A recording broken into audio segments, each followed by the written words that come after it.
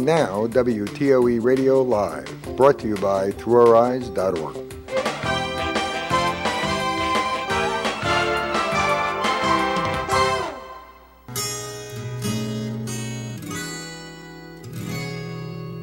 Always look on the bright side of life. Always look on the light side of life. Hey, Jerry, how you doing today? Doing great. I'm looking on the positive. It's the right side. How you doing, Janie? I'm fabulous. I like laughter. I'm on the light side. Hey, you know what that means? I think that means we're always looking on the bright side of life. Always look on the bright side of life. Always look on the light side of life. I'm so excited. The show is about to begin. So am I, with my straw hat and cane. I got my tap shoes on. We're ready to go. Come on, everybody. It's time for the show. Always look on the bright side of life. Always look on the bright side of life.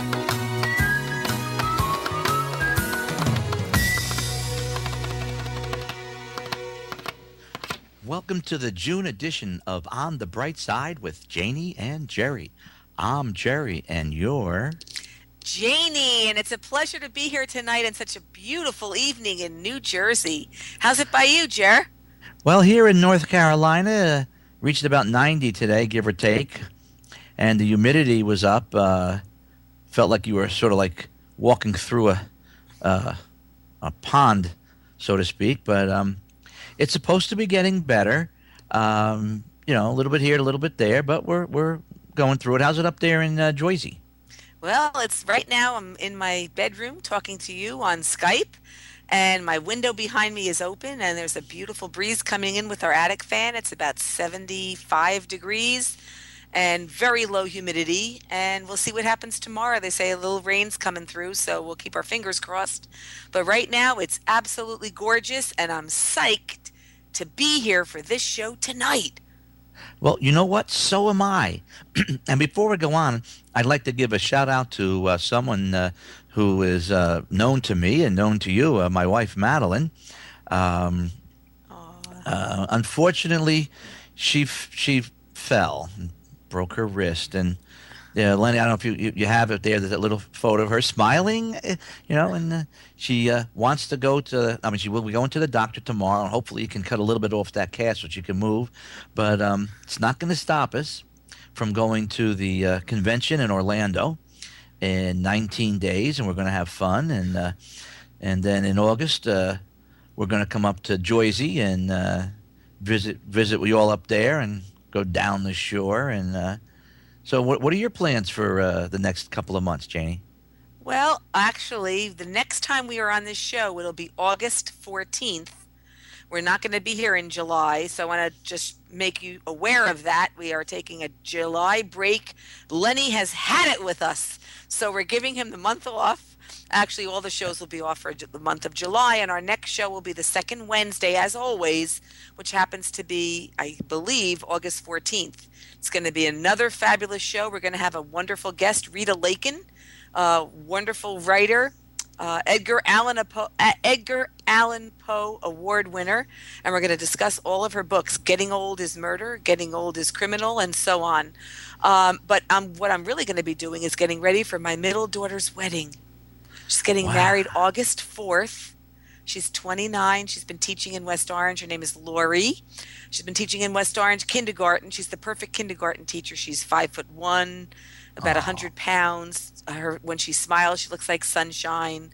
2 years ago, she had a linebacker, I think, from the Jets. His son was in her class, and he was like 6'10" and 280 or something, and he came in and gave her a hug, and she's like, hello, and who are you? And she came home and told us who he was, and I'm like, he's on the Jets. So that was kind of neat. But anyway, she is getting married to a wonderful assistant prosecutor, Nate, and we're happy to welcome him to the family, and his family's delightful. So thank you for asking. We'll be busy, and I'll welcome the July month off to help out with the plans, preparations, and all of that. So that's what we're going to be doing. Well, that sounds like it's going to be a lot of fun. Do you have an inspirational quote for us tonight? I do. The inspirational quote is, "Walking with a friend in the dark is better than walking alone in the light." And that was said by none other than Helen Keller. So if you think about that quote, it's summertime. And, take a walk. If it's dark in the park, the lights will come on. But even if it isn't, walk with a friend, hold their hand, and you'll get through it together. That's basically what I get out of that. Rather than having the light on for yourself and you're walking your path alone. To me, it's more important to be with people and to share what you have with others and just make people feel comfortable, enjoy the summer as it should be. And then when fall comes, we'll enjoy that too. Our goal is to enjoy every season for a reason. And so that's my quote. Well, that's good. And it shows that we look on the bright side. There's a proverb that says that iron sharpens iron, and so a man sharpens the countenance of his friend. So if you walk with someone and you rub against their elbows as you're walking, you're sort of sharpening each other, and you're going good, going strong, and you're going forward. And always look on the bright side. Well, what we're going to be doing now is we're going to take a 2-minute break. Then we're going to come back with a very special guest. Right, Janie? Absolutely. You're going to enjoy it, so don't go anywhere. Right, Jer? That's right. Don't go away. We will be right back. Always look on the bright side of life. Always look on the bright side of life.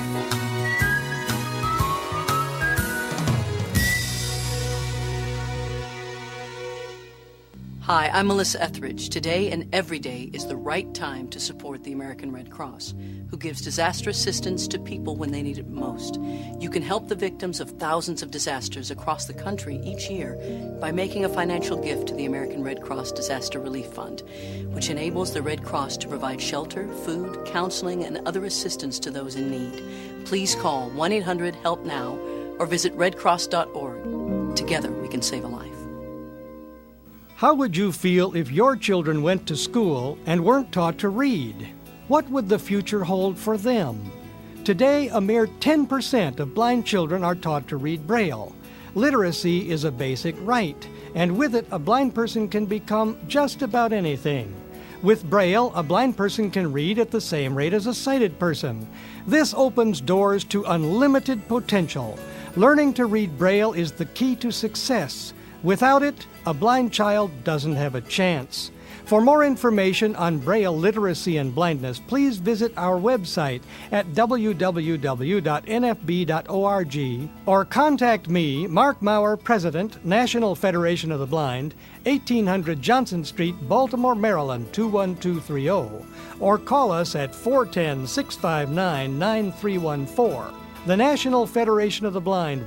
We are the voice of the nation's blind. You put your keys between your knuckles. Someone approaches you and you cross to the other side of the street.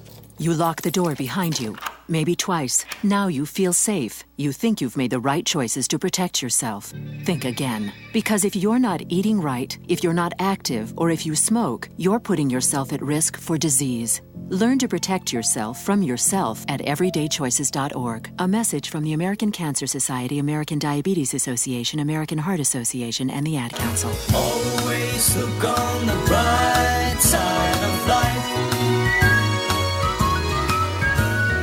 Always look on the bright side of life.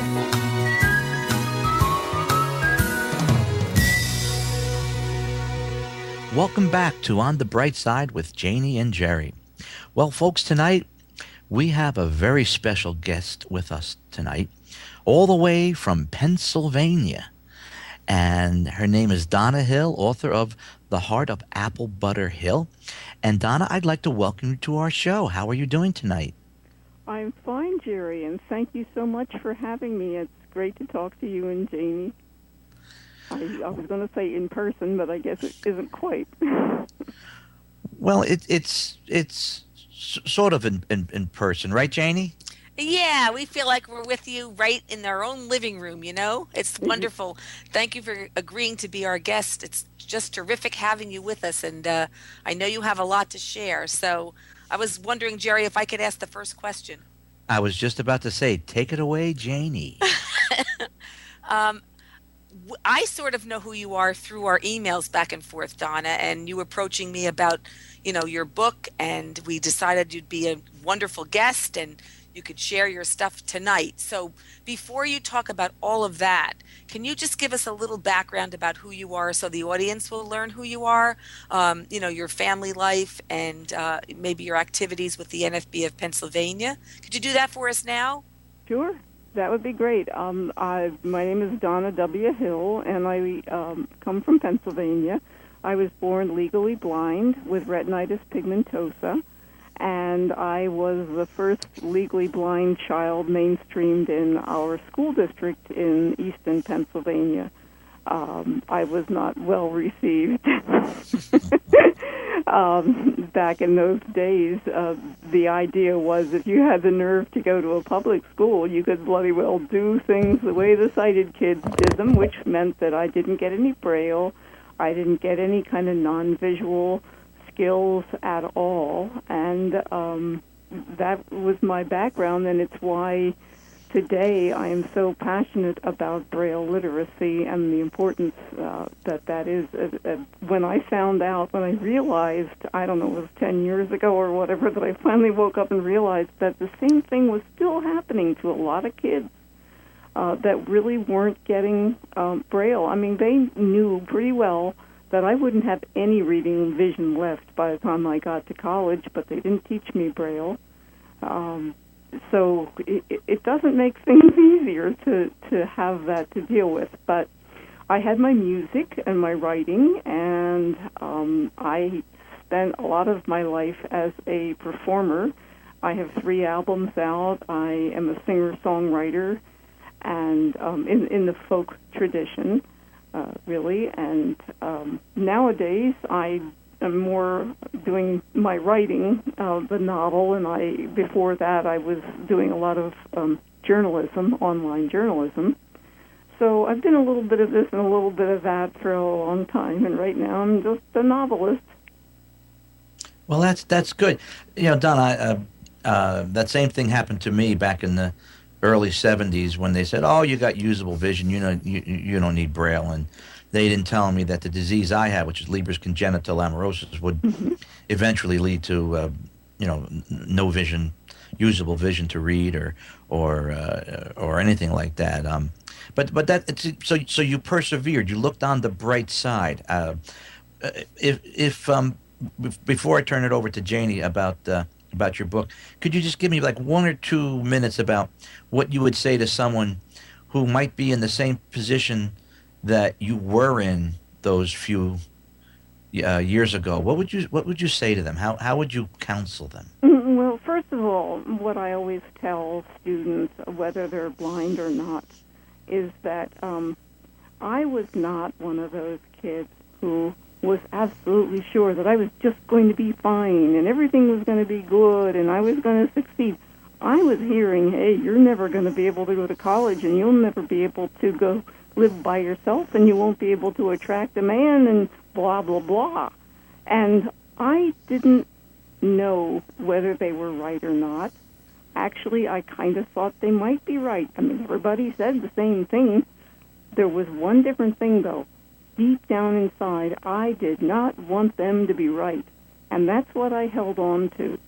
And I really, had ups and downs. It wasn't always cheery by any stretch of the imagination, but I kept holding on to that belief in that I didn't want those negative things to be true, so I kept trying to find ways around making, the negativity, and eventually I would find something, and that's how I got through it. It wasn't like I was positive that everything was going to be okay.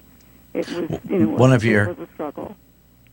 one of the someone in your own state of Pennsylvania, a young fellow named David Dino Terrace, used to tell me that a problem is just something seeking a solution, and that's what you do. And then you wrote a book, and that's something that I'd like to do. Janie, have you ever written a book?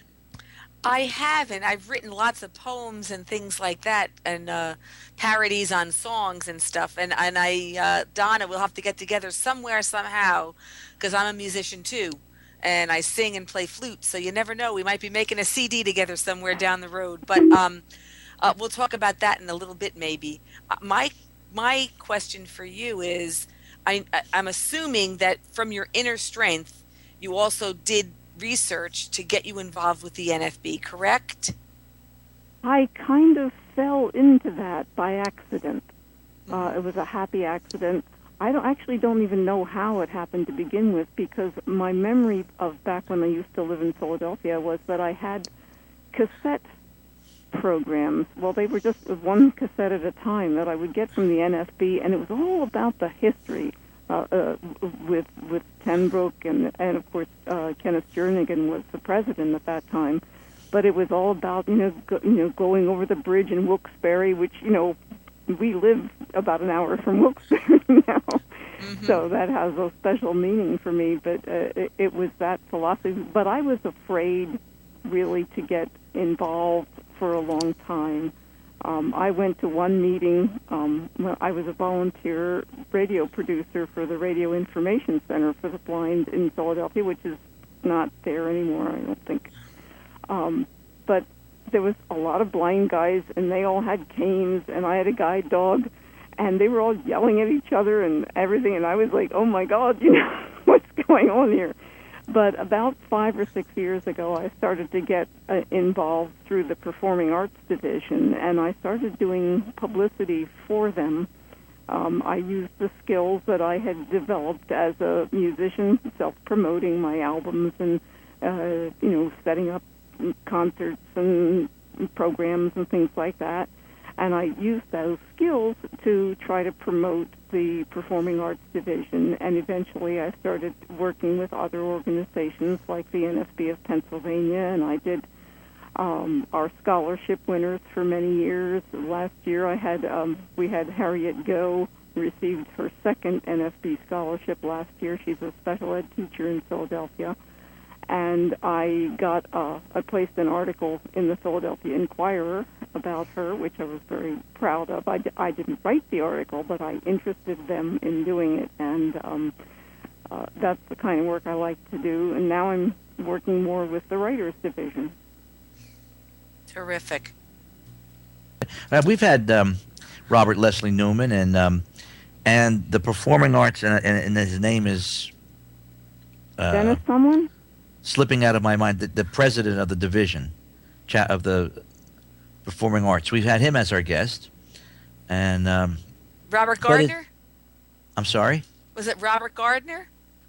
No, I think it's Dennis Sumlin. Yes. Dennis was on our show, and but one of the things that interests when I talked to Jane about it, the Heart of Applebutter Hill. Could you tell us a little about that? Or a lot about it? Well, The Heart of Applebutter Hill is my novel. It's my first novel. It is an adventure story set in a high school, a fictional high school. There are two 14-year-olds, a boy and a girl, who are best friends, and they're refugees, so they're just starting their lives over in a new community. And she has a guide dog, and she is visually impaired. She's legally blind, and she's one of these kids like I was who didn't get any training early on. So she's just starting out at 14, trying to learn how to read Braille and tell whether the page is right side up, and finally getting some help to get around, with her little guide dog that she has, who's a big part of the story, by the way.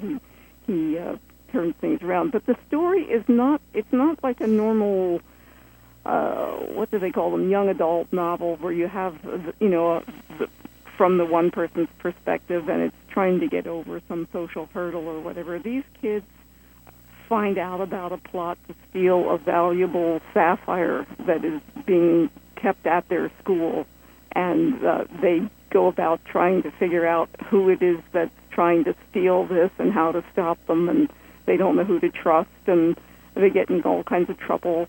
And there are several other students in the book. There's another girl who's totally blind. She's a little older, and she's had the benefit of Braille, and she uses a cane, and she's very precocious and just does everything and wins awards and is a swimming champion and all of this kind of stuff.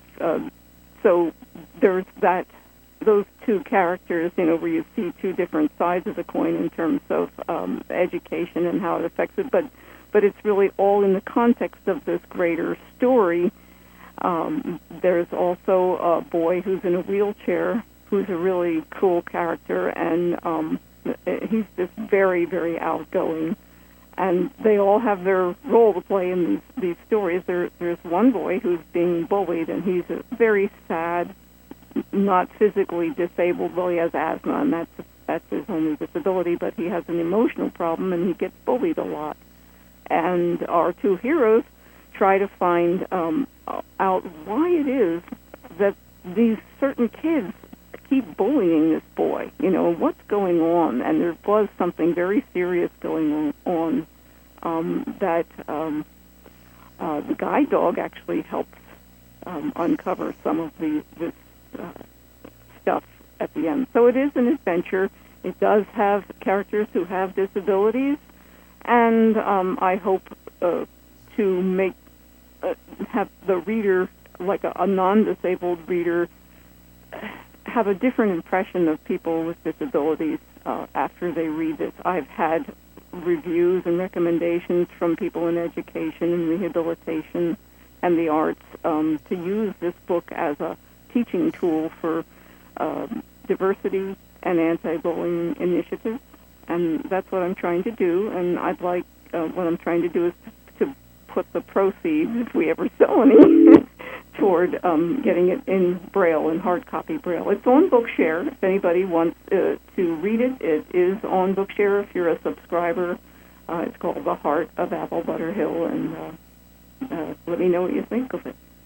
Great. And, Donna, can you give us any other URLs that are important to you? That would be great if you could share that now, too, honey. Sure. Everything that you need to know, all the other links that you need to know, you can get at DonnaWhill.com, and that's DonnaWhill.com. And there is an accessible contact form. It's a link, so you look through the links and you'll find it. There aren't too many links. And if someone wanted who was not sight impaired, someone with vision, if they wanted to read your book, where could they? They can get it on Smashwords. All the ebook versions are on Smashwords. It's on Kindle. It's on Nook. It's on any ebook platform that you can think of, and it will be out in print in a couple of weeks. We just got the first proof copy the other day, and the cover was a little bit too dark, according to my husband.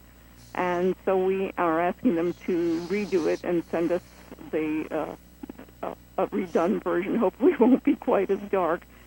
So the print book is almost out, and that will be on Amazon. Well, that sounds exciting. I wonder, Janie, if we're the first. Are we the first to break the news on the internet? The first interview? What do you think? I hope so. Is this your premiere interview, Donna? I have talked about the book on a couple of other shows before it came out, and so I'm sorry. No, it isn't the very first time it's been mentioned on the internet. Okay. Well, regardless, this is the first time it's mentioned since it's been published. How's that? There you go.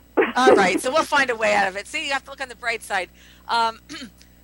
The one thing I was wondering is if we can ever get that on Bard so that people can read it.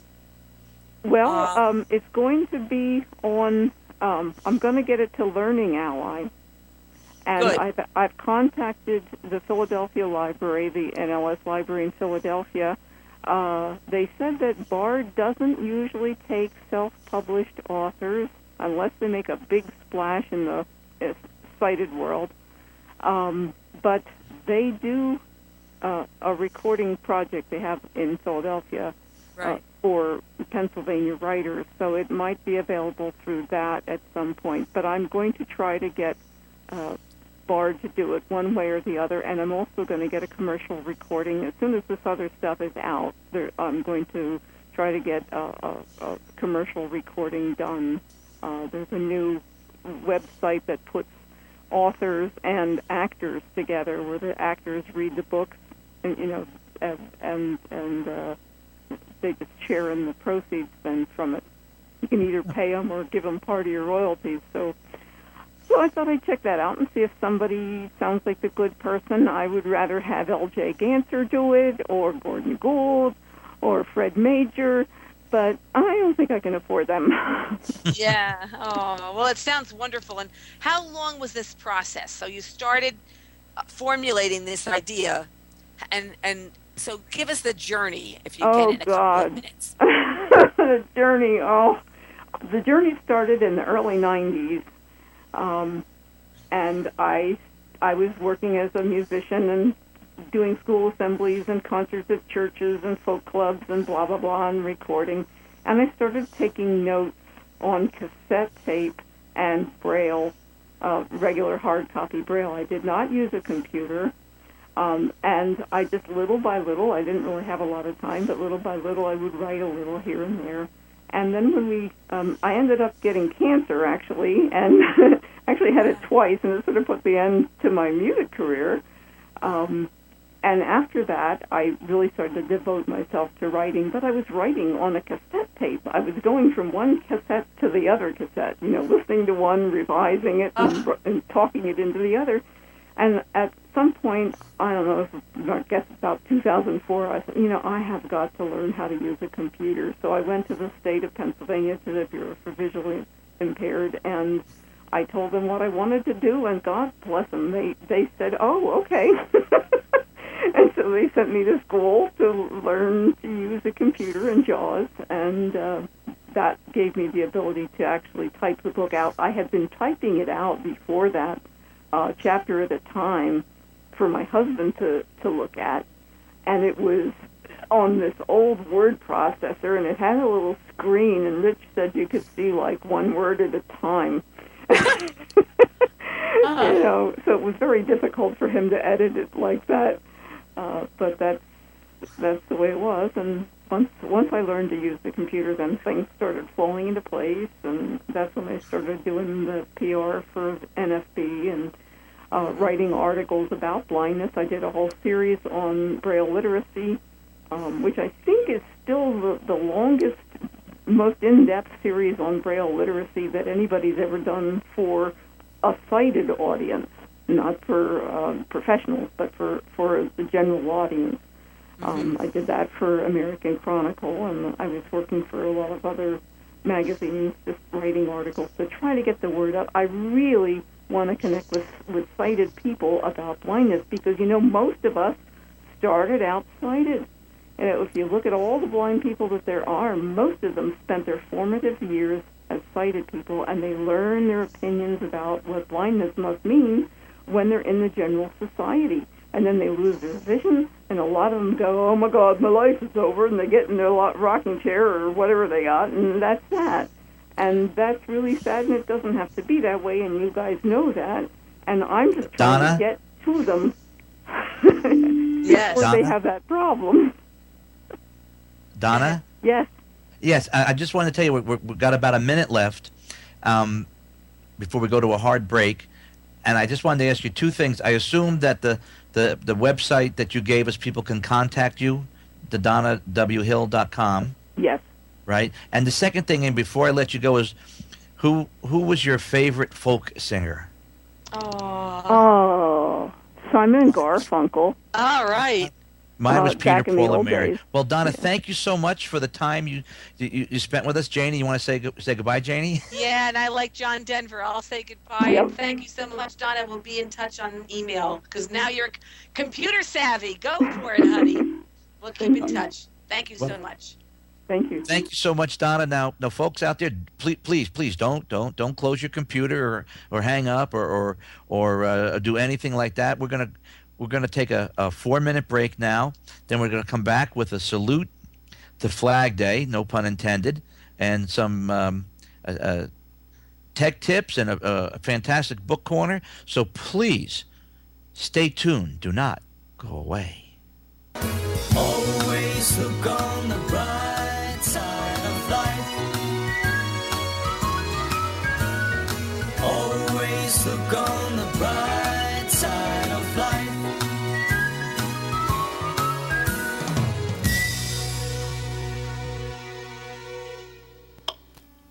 In the great scheme of things, a minute isn't all that much. Unless you happen to have a stroke. All of a sudden, those minutes count. Minutes that could mean losing your ability to talk. Minutes that could mean losing your ability to walk. Talking, moving, walking, gone. Which is why, if you can get help in time, your stroke can be treated. The warning signs of a stroke include sudden numbness or weakness of the face, sudden trouble seeing, speaking, or understanding. If you experience this, call 911 immediately, because time lost is brain lost. Visit strokeassociation.org or call 1-888-4-STROKE today. A public service announcement brought to you by the American Stroke Association and the Ad Council. Know the facts about African Americans and stroke. To join the movement to stop stroke, visit strokeassociation.org today. You put your keys between your knuckles. You walk in well-lit areas. Someone approaches you and you grasp your cell phone tightly, ready at any second to dial the number for help. You lock the door behind you, once, twice, maybe 3 times. Now you feel safe, secure. You think you've made the right choices to protect yourself. Think again. Because if you're not making healthy choices, you could be one of the nearly 2 out of 3 women killed by cancer, diabetes, heart disease, or stroke. So eat right, get active, don't smoke, see your doctor, and live. Learn to protect yourself from yourself at 1-866-399-6789 or visit us at everydaychoices.org. A message from the American Cancer Society, American Diabetes Association, American Heart Association, and the Ad Council. Hey, Jack, you got a sec? Yeah, sure, come on in. Yeah, I was wondering if you... Jack, your hair's on fire. Yeah, I know. I just need to finish this sales report, and then I'll probably, I don't know, let me lie down for a bit. But I'm sure it'll go away. But the flames are getting bigger. Shouldn't I... Your hair, there's so much fire. No, I'll be fine. What can I help you with? Oh, dear. Well, at least we know the sprinkler system works. You wouldn't ignore this, so why ignore the signs of a stroke? If you or someone you know suddenly experiences numbness of the face, arm, or leg, or sudden trouble speaking, seeing, or walking, don't wait to get help. Call 911 right away, because time lost is brain lost. To find out more, visit www.strokeassociation.org or call 1-888-4-STROKE. This message brought to you by the American Stroke Association and the Ad Council. Imagine climbing the tallest mountain in the world without ever seeing the path in front of you. Imagine winning a television game show without ever seeing television. Blind people reach their dreams every day. Hello, I'm Mark Maurer, president of the National Federation of the Blind. With the proper training and opportunity, blind people become lawyers, professors, and chefs. We develop new technologies and support our communities. We own businesses and homes. We are mothers, fathers, and grandparents. We raise our children and worry about the bills. For more information on blindness, visit our website at www.nfb.org or contact me, Mark Maurer, National Federation of the Blind, 1800 Johnson Street, Baltimore, Maryland, 21230, or call 410-659-9314. We are the voice of the nation's blind. Always look on the bright side of life. Always look on the bright side of life.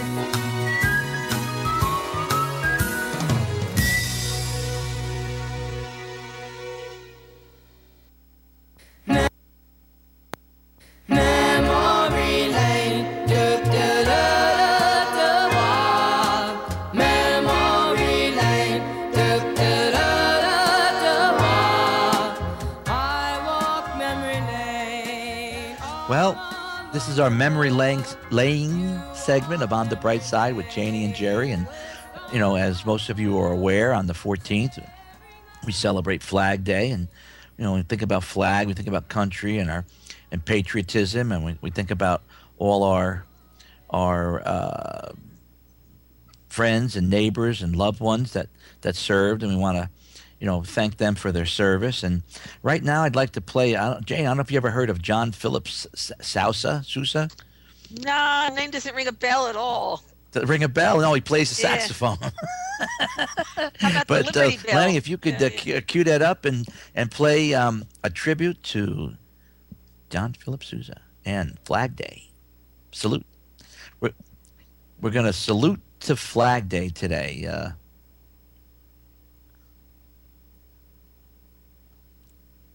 Well, we're gonna sing da da da da da da da da da da. Bum bum. Come on, Janie. I'll do the piccolo part. Shall we go to the tech tips then? And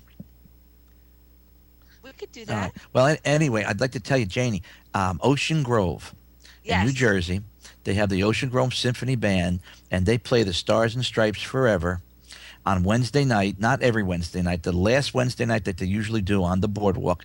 And you got to call Ocean Grove Chamber of Commerce or Camp Meeting Association of New Jersey. You can find out when, but that it's such a inspirational, and this is, I would like to say it was me whistling in this, but it's not. So, Stars and Stripes Forever.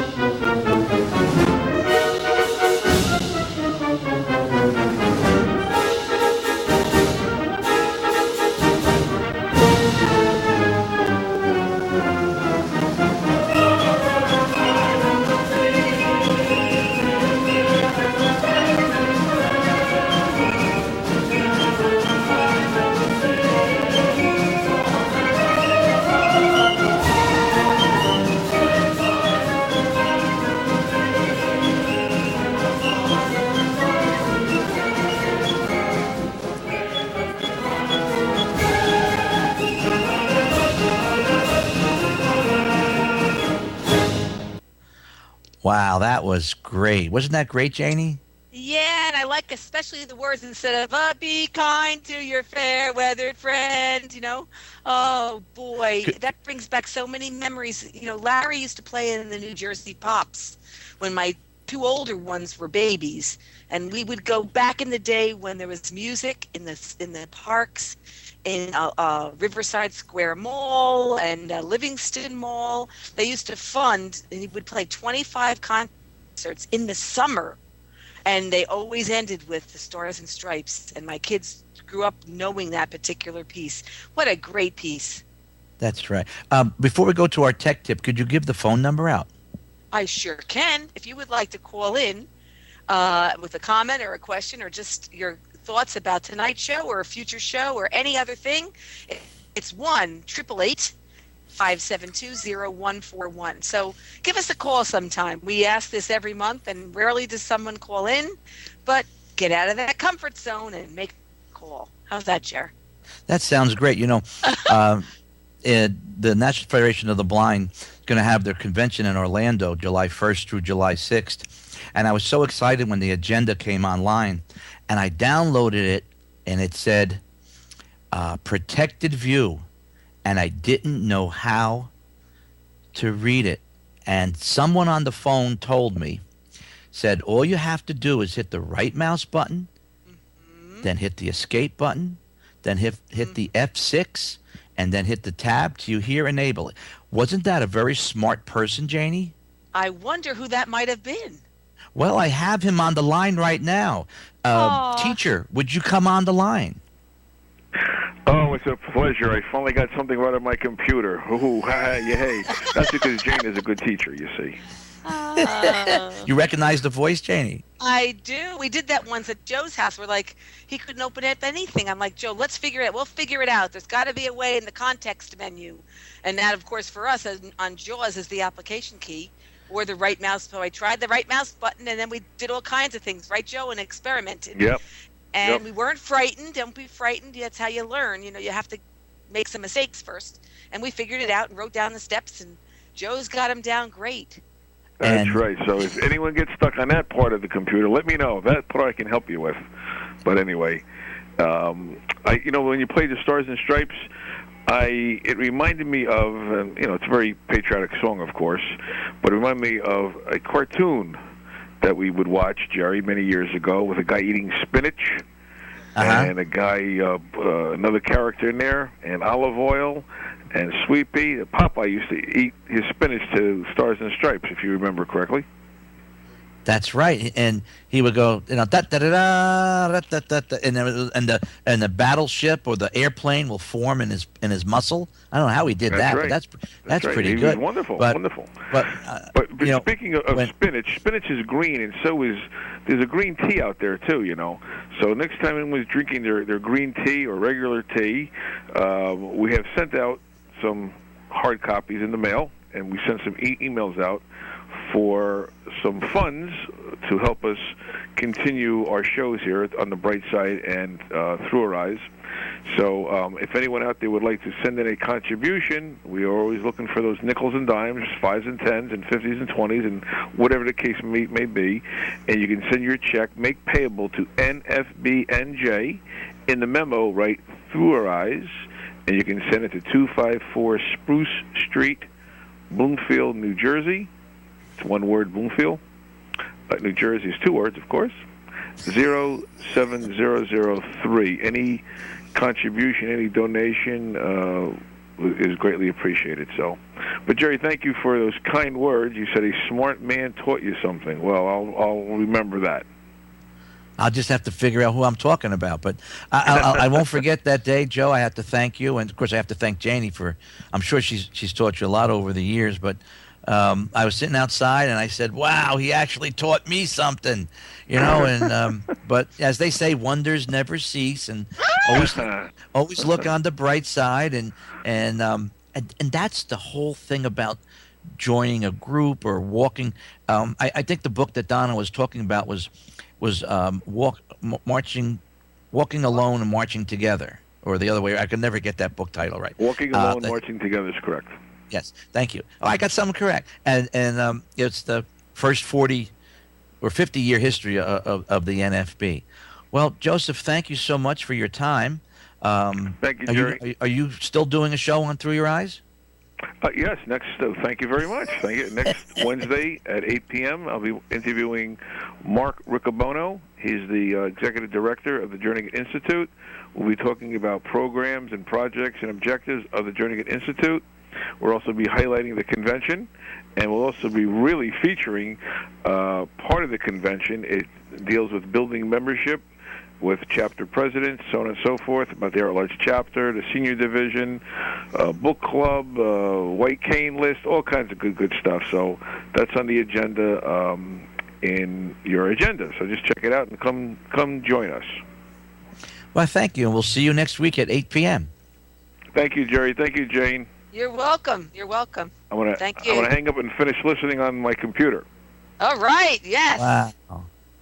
But speaking about the convention, for those of you out there who are not going to Orlando, the convention will be streamed online, and you can get all that information at nfb.org, and you go to the link that says National Convention, and if it's not listed there, if you go to the agenda, which you now know how to read if you were following what Joe was saying. And of course, Janie taught him. Well, he wouldn't know by himself anyway. You can get that information. But the other thing, I heard that bad weather was coming your way, or at least through Pennsylvania into. We've had some bad, really heavy storms and things like that. And excuse me, one of the apps for my iPhone that I just installed was something called Forecast Now. And I didn't realize it, because I guess I was paying attention to what I was doing. But I had my iPhone just sitting there on the phone. All of a sudden it went on the table. And all of a sudden it went did it, whatever it did. And it said that there was a flash flood warning. And, or if there's a tornado or something like that. So that, something like that is very important, that you know what's going on, because, hey, we want to look on the bright side, and one of those things that we have to do is be aware of what's going on with lightning and thunder, and it's the thunder that never hurts, is it, Janie? And Jerry, I have to say I am proud of you, because as soon as you got that warning, you immediately picked up your pants legs, which That's I right. thought was very good. I loved when they used to say some people had what do you got on, high water pants, or what are you going to have a party? Introduce your cuffs to your shoes. But anyway, that's the tech tip that I have for this week. And now, as we slowly what a pun! I'll use it. Slowly turn the page to the book corner, and we have sort of like how would you say it? A jovial, a light book side. Tell me about it, Janie. I like that. I wanted to ask you two quick things. What is the name of the app? Forecast Now. Thank you. And go ahead. Ask me how much it costs. It must be free? Yes, it must be free. Oh, that's our favorite kind of app. That's the only kind of app I like, is the free ones. But I like those free ones. And the second thing is, I just want to tell you that when you said to Joe, don't you have a show next week on Through Your Eyes? Instead of Through Our Eyes, you said Through Your Eyes. I love that. I had to hold in a laugh. Did I say that? Well, it's throughyoureyes.com, I think. I held it until now. I couldn't take it. Oh, well. Yeah. And when you said whatever you said. My eyes are tired, I guess. I don't know. But it is throughyoureyes.org. And so, Janie, help me here. Did you read a book? I'll help you, honey. So this book corner will carry you through the summer, and it's light reading, otherwise known as Light Side Book Corner, whatever Jerry said before. The three books I picked are all popular people. The first one we did today in our book club for Echo, we had 9 people here, I think, and we did this book. Seriously, I'm kidding, by Ellen DeGeneres. She actually has 3 books on Bard. We happened to pick this particular one, and it's under 4 hours. It's broken up into different topics: adults, pondering, pros and cons, things about life. It's basically like she's in your living room talking to you.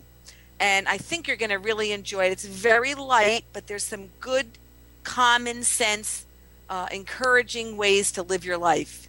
Live it happily, help somebody, make a difference, laugh, smile, don't forget to hug, dance naked. I don't know about that one. But anyway, Seriously, I'm Kidding by Ellen DeGeneres. That's the first one.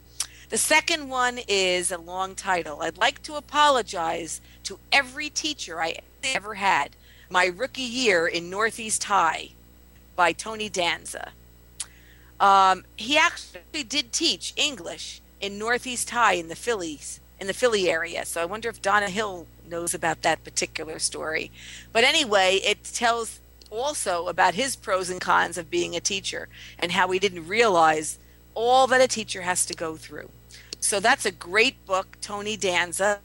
And for those of you that live in the New Jersey area, and New York area, and Pennsylvania area specifically, Tony Danza will be featured at the Paper Mill late September. I'm going to say September 29th to October 28th-ish in a new musical called Honeymoon in Vegas, a musical starring Tony Danza. It's going to premiere at the Paper Mill, then it's going to go to Broadway, and then it's going to do a world premiere. So if you're in the area, you might want to look that up, and the tickets will probably be on sale very soon. The last book we picked was called Love, Alice, My Life as a Honeymooner by Audrey Meadows, and it was, of course, penned with someone else. And it's all of the quip, gestures, and things that were behind the scenes on the Honeymooner show. And let me tell you, it's hysterical. It's a great tribute, mainly to Ralph Cramden, of course, Jackie Gleason. Light readings for the summer. I think you'll enjoy them. If you want and you know a person that you would like to read about, like let's say it's Jack Benny, there happens to be a book about him. Don Rickles, he's there. Dick Van Dyke, Karen Burnett, type it in the search. Recently added books, most popular books, and then there's a search box, edit. You look there and just put somebody's name in it. It'll tell you if there's a book on that person, if that's the kind of books you like to read. That's how I found some of these. So that's my book corner for tonight, and I hope you enjoy it over the summer. And when we meet you again in August, which will still be summer, Rita Lakin will be our guest, and tune in because she's incredible. It's the first time we got her a digital player, Jerry, and she's going to talk about listening to her books. And I'm going to ask her the difference between writing them, reading them, and listening to them. So we got a digital player sent to her. I sent her a flash drive with all of her books on it, and she's going to be doing that before August 14th is her assignment, to listen to the books so we can talk about that particular area. So that's my book corner. That's fantastic. But what you mentioned about Tony Danza, and you said that Paper Mill, I mean, that's good. And I don't know if you know this, but your brother Joe and I, we used to sing on Broadway. In Newark? Yeah, right on Broadway, near Chester Avenue. There's an abandoned building there. We used to go in there and sing. And it wasn't abandoned when you started, but it was abandoned. No, it wasn't abandoned. No, that's exactly what I meant. It was abandoned after we got there. But we got a few minutes left, and what I want to do now is just highlight some of the things that are coming. We talked about the NFB convention. We talked about Jerry and Madeline's trip up to the Jersey Shore.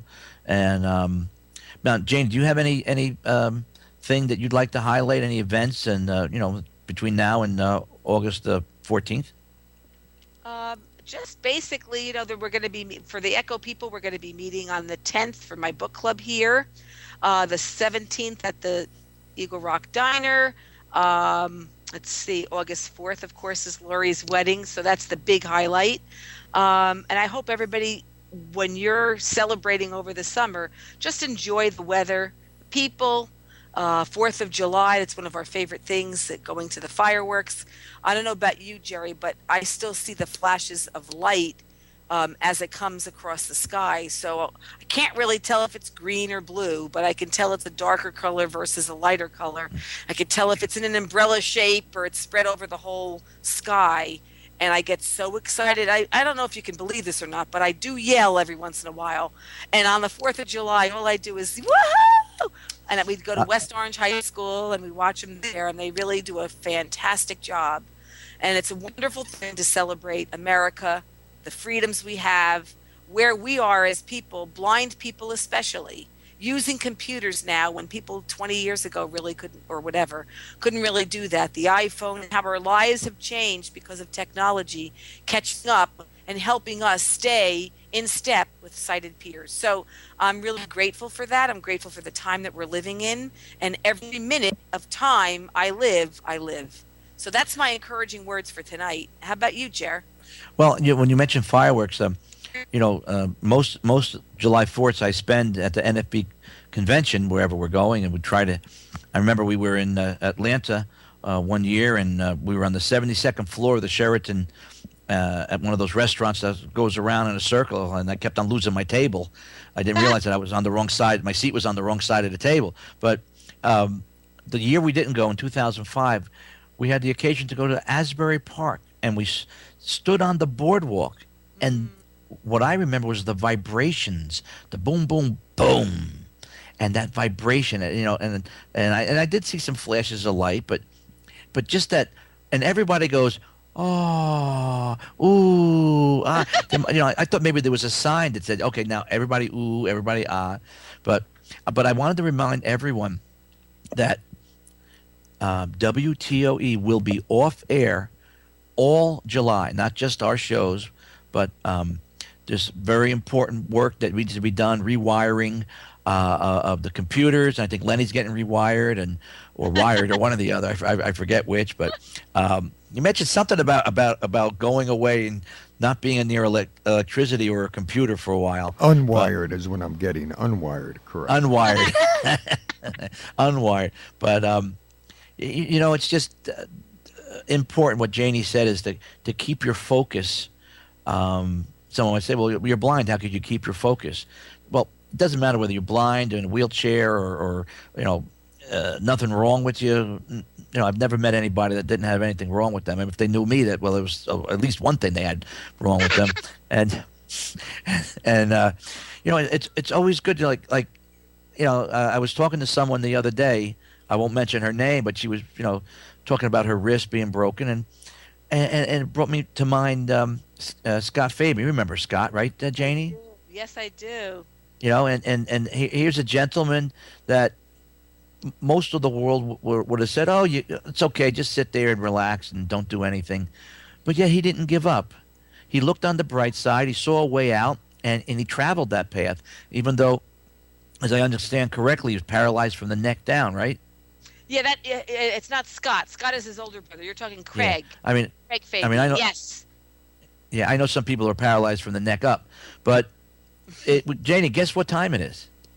Oh, it's time to say goodbye already? Yeah, so Janie, if you could just say goodbye.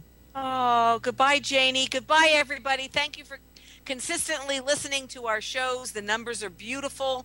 We get a lot of live listeners and a lot of people on podcasts. So thank you for following us, Jerry and me. I don't know why you do, but keep doing it, and have a great summer. See you August 14th. And remember, always look on the bright side. Bye-bye. Bye. Always look on the bright side of life. Always look on the light side of life.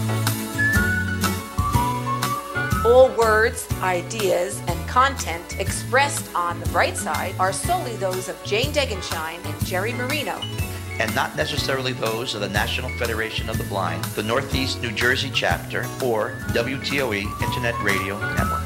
If life seems jolly rotten, there's something you've forgotten, and that's to laugh and smile and dance and sing.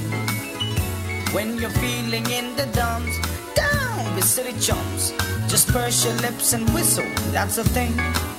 Hey, always look on the bright side of life. Come on, guys, cheer up. Always look on the bright side of life. Always look on the bright side of life. Worst things happen at sea, you know. Always look on the bright side.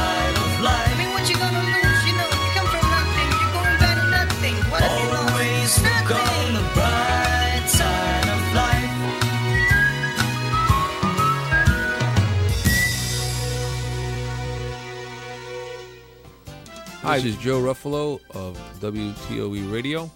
If you are a resident in New Jersey and would like to join one of our chapters or have some more information about our chapters, please contact me at 973-743-0075 or email me at nfbnj@yahoo.com.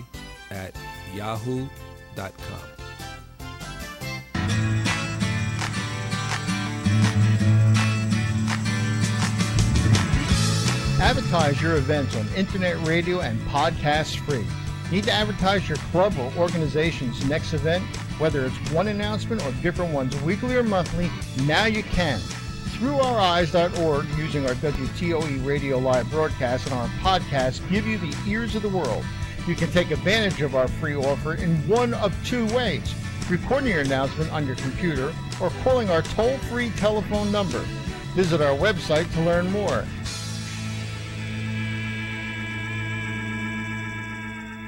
Hi, I'm Judy. And my name is Johnny.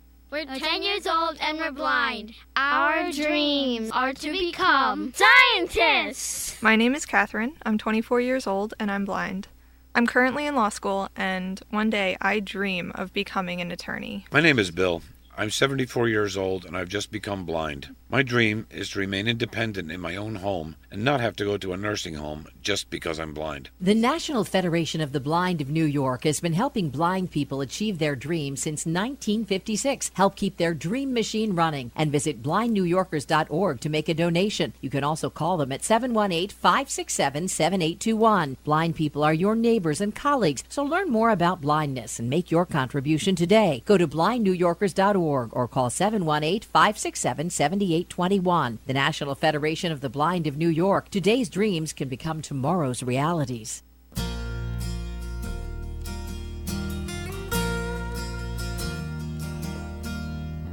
Hi, I'm Keith Zally, your announcer here at ThroughOurEyes.org. Thanks for tuning in to WTOE Radio's live broadcast. Our recording session will start shortly. While you are waiting, I'd like to ask all our listeners who have not yet registered at Through Our Eyes to consider doing so. Registering helps us ascertain whom our listeners are, where they come from, if they are blind or visually impaired, as well as other important information which helps us guide us in providing programming that will meet our visitors' needs. I urge all our listeners to register today. It's free and only takes a minute to complete the process. Please read our privacy policy so you can be assured that the information you provide stays with us and only us, and you'll never get any unwanted emails. Well, we're almost ready to begin. Since what you are about to listen to is live, after each recording of the show, you'll hear approximately 15 minutes of music. This is the time we are contacting our next guest for the next show. When the show starts, you'll hear it in its entirety. Our recording sessions usually comprise 3 separate shows, each about 15 to 20 minutes in length, with approximately 15 minutes between each session. So once again, thanks for listening to WTOE Radio Live. Our recording session will start momentarily. I'm Keith Zally.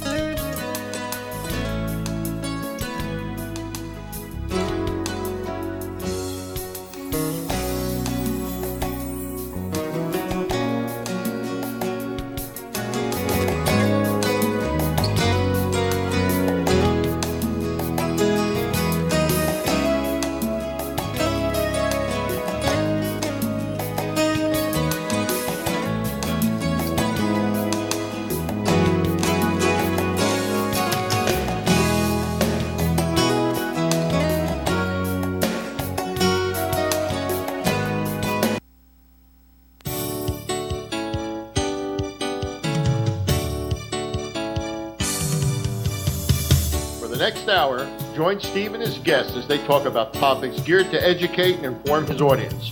Listen as Steve brings his unique experiences as an author, business leader, teacher, and law enforcement professional to the conversation. Together with outstanding guests, Steve asks the questions that make a difference in his listeners' lives. You're guaranteed to be better off after you listen to the KOVACS Perspective than before his show started. So, sit back, relax, and see what his show can do for you. Welcome to the KOVACS Perspective, ladies and gentlemen. I'm Steve KOVACS. Today's program is about being active. Yeah, being active. Active in what? Active in helping. Our first guest is from Critter Camp Exotic Pet Sanctuary. Quite a mouthful. They are they care for over 300 small, now listen to this, abandoned, abused, and here's the catcher for me on this, unusual, what's an unusual animal? And exotic pets. We'll find out what exotic actually means. I want to find out. I got a rough idea, but we're going to find that out. And we're going to find out what it means specifically at Critter Camp and what they're all about, and possibly how you, me, and others can maybe help people at Exotic Pet Sanctuary along. Our second guest is from Equality for Women. He's a strong and powerful voice for women's rights. He's going to help us understand about the gender wage gap. Now, we've all heard that, right? Gender wage gap. I, for one, have been puzzled about this. How in the world can a woman doing the same work that I'm doing get less money? Apparently, that's quite common. I want to find out about it. I want to hear an explanation from our guest for regular folks, people that aren't in the loop, so to say. I want to find out, does that really occur? You're telling me that a woman that does the same work that I do is going to get less money? We're going to talk more. We're going to talk about a thing called the rape culture. Rape culture? Is there such a thing? Well, what are we hearing in the military? We're hearing some things that have been occurring in the military that's very concerning.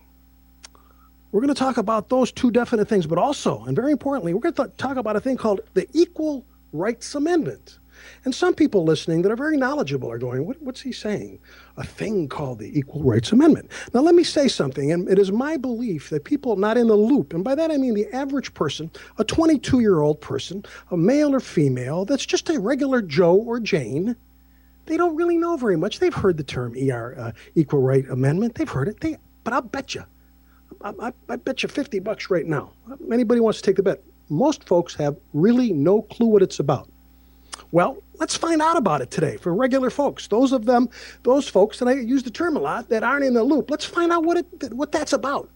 Is there something occurring very important with the ERA right now? Is there something? And if it's important, if it really is important for the regular people, regular folks, people 9 to 5, just going to college, graduating out of college, or high school girls and boys, if it's important, let's find out, is there something they can do? Let them make their minds up. That's what our show's all about, truth. So stick around. A very enlightening show this evening. We'll be back in 2 minutes and 2 seconds. We'll be right back with Steve and his guests right after these few messages.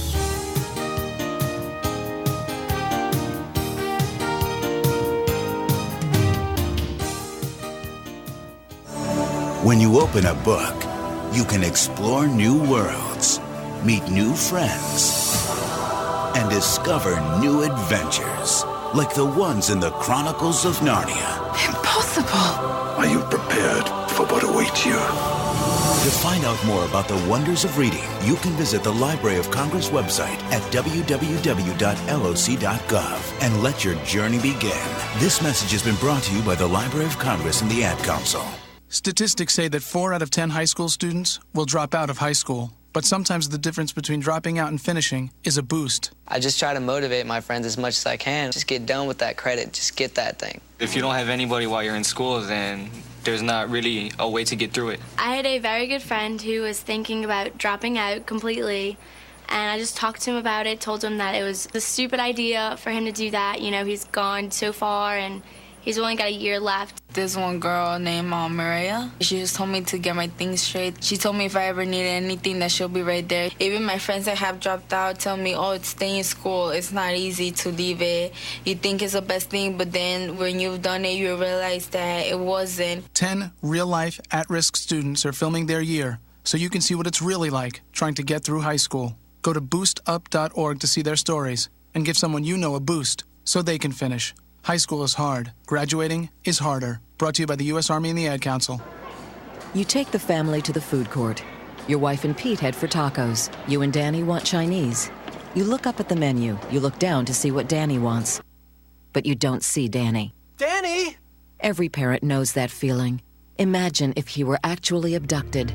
To receive free Amber Alerts on your cell phone, go to wirelessamberalerts.org. A child is calling for help. Brought to you by the Wireless Foundation, the National Center for Missing and Exploited Children, and the Ad Council.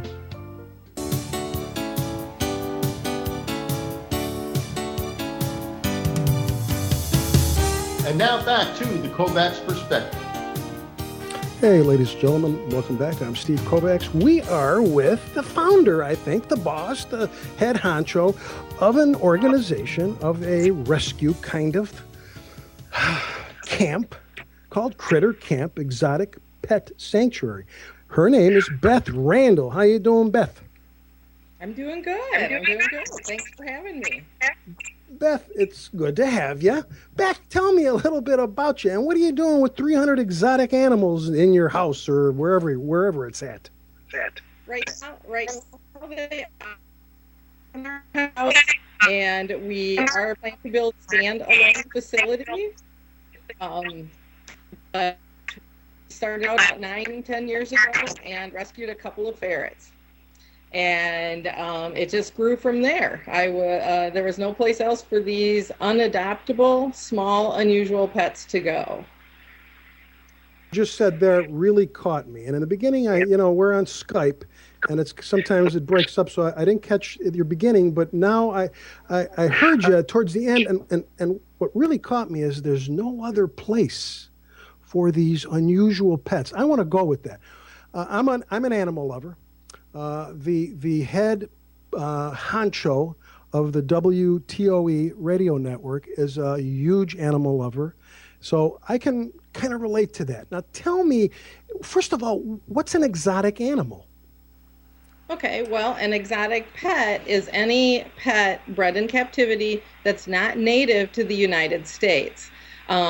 Occasionally there are animals that are native, but they're bred in captivity. There's a very few like that, like prairie dogs, box turtles, but most are things like ferrets, which are native to Northern Europe and Russia, and hedgehogs, which are the ones we have in this country are the African pygmy hedgehogs. Parrots, obviously, are from South America and Africa. Lizards, like bearded dragons, are from Australia, native, but they're all bred here as pets. And that's what we take in, are only animals that have been bred and kept as pets. And so Beth, did you say you started off? Beth, did you say you started off with ferrets? Yeah. I was actually homeschooling 3 of my kids, my younger 3 kids. I have 1 with special needs and 2 that are gifted, and my oldest son was already out of school. But their needs weren't being met, and I was recently divorced, and so we were doing whatever we wanted. and a ferret is sometimes better than a husband, I bet. Well, yeah, I'm afraid so on occasion. I'm just messing with it. Okay, so we know what exotic pets are. Your explanation of them. What do you have? You have parrots, I take it. You have ferrets, lizards, I guess. What other exotic pets do you have? You got like 300 of these things, right? Right. Well, even things like rabbits and guinea pigs and hamsters and gerbils are considered exotic because they're not native animals. So we have 42 rabbits, 58 guinea pigs, 54 rats, 50 mice, another 70 or so hamsters. Then we've got fennec foxes, which are extremely unusual, Arctic fox, silver fox, and kinkajous, and those were all bred as pets. You said rabbits aren't indigenous to America. I didn't know that. Well, cottontails are. You know, you have cottontails and you have some native ones, but things like New Zealand's and the Holland Lops and all the pet type rabbits that you see at the pet store are not native to the U.S. And that's why people can keep them as pets. That's why places like California outlaw so many pets. They don't even allow you to have like a gerbil because they can live in that climate. And they don't want them to start populating. So now, first of all, what state are you in? We're in Illinois, northern Illinois. Now, do you have to be a resident of Chicago or Illinois, the state, or surrounding states? Or let's say if somebody calls from Tennessee tomorrow and tells you, I've got 3 ferrets and they're going to put them down, can you help me? Right. We have taken in animals from all over the country. We've taken them in from Texas, Florida, Michigan, New York City, Nebraska, all over the place. If we have room and there's a need for this animal, we'll take it. And talking about room and board, you've got 40 rats. I don't know what a rat eats. I'm not sure if I want to know what a rat eats, but truthfully, I had a relative that had a couple of pet rats, and she swore by them. But who pays for all this? Did you get any grants? Did you? I heard rumblings that you won some kind of award from Pepsi Cola. Is that true? Right. Yes, we did win some money in the Pepsi Refresh contest from a couple years ago, and we used that money, was specifically earmarked to buy the 3 acres of land that we bought to build our new facility that we hope to build. And we're selling tiles and bricks and that kind of thing right now on our website, you know, to try to crowdsource fund it. And so we have, you know, if we can get lots of people to give us $100 or $1,000, we don't have to try to find, you know, 500 people to give us $1,000, that kind of thing. So sure, excellent. Hey, what's your website? Tell me your website. Crittercamp.org. Crittercamp.org. Yep, and we're on Facebook. Our website is great for ongoing stuff like the building, you know, contests that we're in. And then Facebook, we do daily new pictures of all the animals, lots of adorable pictures and updates. What is crittercamp.weebly.com? Is that it sounds like an exotic pet's name. That's actually the hosting site, but crittercamp.org will take you to that. Okay. So it's routed to it. We bought crittercamp.org, crittercamp.net, crittercamp.biz. We own all those, but we had the site built on Weebly by a volunteer. So okay, but if somebody listening live or a podcast, if they go to crittercamp.org, they'll get to it? Yep, yep. It'll route it straight to the Weebly site. Yep. Okay, how about Facebook? Tell me a little bit more. You're on Facebook also? Right, yep, and it's just facebook.com/crittercamp. And if you search Critter Camp Exotic, you'll find it right away. And we have Weasel Wednesday, where we post all ferret and mink pictures, because we have a mink who was an escapee from a fur farm. And people kept him really as a pet an escapee? Wait a minute. He's an escapee from a smart mink. Yep. And how did you get a hold of him? I mean, how did he escaped and took a train or what? Tell me the story. Right. Well, he escaped from a fur farm near Chicago. There's several actually. And so he somehow got loose when he was being fed or transferred or something. Folks in the area found him, and he was very weak and easy to handle. And so they took him in and fed him and got him strong again, and realized he was a mink and not a ferret. And so he began acting like a mink, very aggressive and bitey. And they took him to their local animal control, which was not going to handle them, and the fur farm won't allow them to come back on because they might be contaminated, and so they were just going to put them down. And of course somebody there knew about us, and so they called us, and I said, sure, we'll try a mink. And he does great. We have a ferret room where the ferrets are free range, and he's in there in a cage, and then when we lock up the ferrets for a couple hours, then he gets to come out and race around. And does he stand by the ferrets' cages when they're locked up? Does he stare at him? No, not really. He doesn't really bother him. He's too busy playing with the toys. There's tunnels and tubes and things to play with, and he races around that room for a couple hours, and then he scoots back in his cage and goes to sleep again. Well, Beth, so I think happy. I'm going to put this out over the internet waves now. I think that what's the mink's name, by the way? The mink is Alistair. Alistair? Yes. Okay, I think is it a he then? Yeah, he's a boy. I think he needs a girlfriend or a boyfriend or a friend of some sort. Don't you think somebody ought to send Beth another mink at crittercamp.org? You're gonna get me, Beth. But I want to get a little bit seriouser here. So you got these kind of neat, cool, exotic animals that apparently nobody else in the country handles these animals like you do. Is that correct?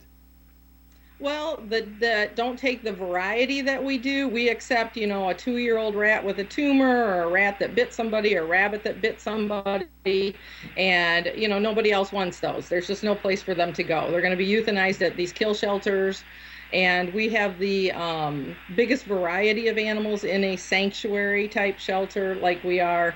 And we don't accept cats and dogs, we don't do wildlife, and we don't do farm animals. So we're specifically only the small exotics up to the fox's size, and not the other animals, and totally volunteer operated and USDA licensed. And licensed. Okay. Yep. I want to use a term here, and I used to write a column, and we've changed websites. The company that owned the site I wrote for has changed, and now I'm writing articles for this other company. And I was just going to write one, Beth, about what a nice person is. Sometimes you hear that, what a nice guy, what a nice woman. And what those really are. And the new site, by the way, I ought to give them a plug. It's a Soul of Wit, and it's really a good site, quality writers, and it's just really neat. But my next article, and it's going to be up in a couple of days, what is a nice person? And Beth, I'm sitting there going, you're a nice person. What do you say to that? Well, I say thank you. I'm very gratified that we can take care of these animals. We have enough people that donate, $5 here, $10 there, and a handful of small $1,000 grants here and there. Keep us going. We go through about 1,500 pounds of supplies every single week. And so it costs a lot to keep everyone fed and housed and cared for. And we're all volunteer. None of us take a dime. And so, they need us. And we're lucky that we have enough people that can help. And whether they send money or help or put the word out or vote for us in the contest or whatever they can do, I'm just glad we can do it for the animals. It's very, very gratifying. Beth Randall, you said another word, or actually 2 words to be totally accurate. You said something that really impressed me, and a light bulb went off in my brain, and you said, they need us. They need us.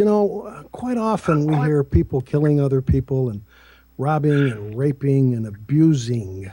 And then you hear a woman in Illinois that hangs out with exotic animals and says the word, these animals need us. That's pretty cool. I think you may be a little part of my my next article. Not that you care, but I think you're going to be there. Yeah, awesome. That would be wonderful. Well, the way we look at it is, none of these animals are here by nature. They're here because people bred them for pets and bred them for the entertainment of other people. And so we as people should take care of them and give them a decent life.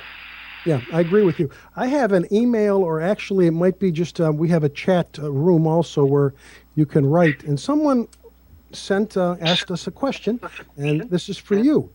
It says, what kind of permits does a person need to have exotic pets? Does that vary state to state? It does. It varies state to state, even municipality to municipality, from county to county. It just is very different. I mean, like California, I said outlaws almost every small pet, even gerbils. Other places like Illinois, it's certain counties don't allow you to have chickens and primates. And, it's just completely variant from where you are. And we suggest that anyone even thinking about having an unusual pet or any pet is to visit someone who has that pet and find out what it's really like. So firsthand and not just by the internet information. And we do tours here where people can come and visit and meet all the different animals and see what they honestly smell like, what they honestly eat, how hard it is to take care of, and if that's something right for them. Beth, what kind of permit do you have? You mentioned earlier, and maybe the questioner may have been going there. You said you're FDA regulated, I think. Is that correct? USDA. USDA, I'm sorry, USDA. What does that Department mean, and what do of you have Ag. to do to get that?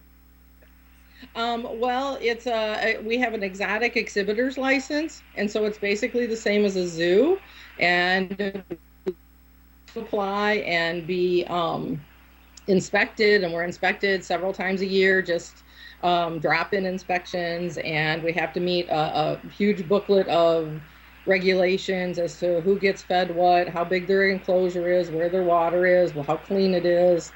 And then we're also licensed by the state of Illinois to operate a shelter, and they also come and inspect, and their annual fees and all that kind of stuff too. Excellent. Now, Beth, I'm from Ohio, and this was the state they had that tragedy with the big cats. Do you remember that? Yep, I do. Yep. Now, it appeared that Ohio was a little bit too lenient on and maybe I'm wrong, and we don't have a lot of time, so I don't want to go too much here. I guess they seem to be lenient on allowing a lot of exotic pets to be around with maybe lack of supervision. Again, another show for another time. But do you ever get inspected? Do they make sure you're not eating minks and ferrets and parrots, and that you're really nice and good to them and all that stuff? Oh, yeah, absolutely. The inspector comes, he checks everything over, every single animal he looks at, and goes through our records. You know, we have to keep records of where they come from, when they go to the vet, everything. So it is very well regulated. And we go by, it's generally the person, not the animal. I know people who have rescued pet tigers, and they treat them wonderfully, and they have the best life ever. And then we know people who shouldn't have a goldfish. Shouldn't have a goldfish. That's right. Goldfish are cool too. Do you have a favorite exotic animal? Or you probably can't say that, but I mean, do you have one or two that float your boat? I do. The fennec foxes and our brand new little baby silver fox they just hold my heart. I'm a fox person. So we have 4 fennecs. They're native to the Sahara Desert, and they're just tiny little 4-pound foxes. Very difficult to have as pets. They aren't potty trainable. They bite, but they're cuter than heck. They aren't potty trainable? Is that what you said? That's right. Nope, they aren't. I'll find little poops on my keyboard, on my chair. We all know we can't sit down somewhere without looking first. They might poop on the kitchen counter. You just got to have a lot of bleach and cleaner. You're not seeing this, but we have that, I believe that fox that you're talking about on video right now. For those people watching and listening, you're there. That fox has some serious ears there. Yeah, they're huge ears. Those are actually to dissipate heat in the desert, also to help them listen for bugs, because they're insectivores, but they are darn cute. We have a fennec fox that video and a care page on our website, because so many fans of fennec foxes are interested in what they're really like. They're kind of the holy grail of small pets. I mean, it was phenomenal to watch that. Ladies and gentlemen, I want to mention again crittercamp.org, and I really want to mention this because I don't like to endorse anything really I do on the show. Every now and then when something really catches me, I can't keep my trap shut. And, I think you ought to go on this site and take a look and see if you can maybe help them out. I'm sure, it's a volunteer kind of thing, and they're looking for grants and stuff. This seems like really a neat thing occurring in Illinois. And we have been talking with Beth Randall from Critter Camp Exotic Pet Sanctuary, crittercamp.org. You've been great to talk to. You cheered me up, and I hope to talk to you again. Sounds great. I would love to. Next time, maybe it won't be like 100 degrees upstairs where I'm trying to be, where it's quiet and I'm sweating. Hey, I can relate. My air conditioning in this room isn't working. I'm in the same boat you are. Great guest. We'll talk to you again. And ladies and gentlemen, we will be back after our break, and we're going to get into a serious, important topic. So don't dare leave. We'll be back.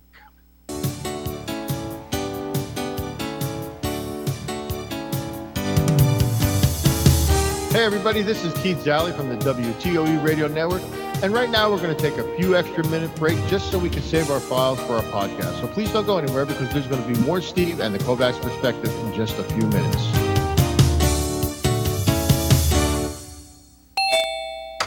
Oh, hi, Jessica. Hi, Mrs. Johnson. Is Megan there? Sure. Follow me. The kids are in the kitchen making sandwiches. I know. Hey, Julie. Hi, Jessica. Hi, Megan. Hey, Megan. Yeah? You're a total freak. God, you're ugly. And dumb. Oh, and your makeup makes you look like a tramp. Oh my God. Tommy Morris told me you guys made out. Everybody knows. The whole school knows. He said your breath smelled like garbage, and he almost puked. He says you're the most desperate girl he knows. And that dress is totally hideous. You look like a big fat clown. Disgusting. Oh, and by the way, nice zit. If you wouldn't say it in person, why say it online? Delete cyberbullying. Don't write it, don't forward it. For more information, visit ncpc.org. A message from the U.S. Department of Justice, Crime Prevention Coalition of America, National Crime Prevention Council, and the Ad Council. Mommy, you sure take the time and do a lot just to keep me safe.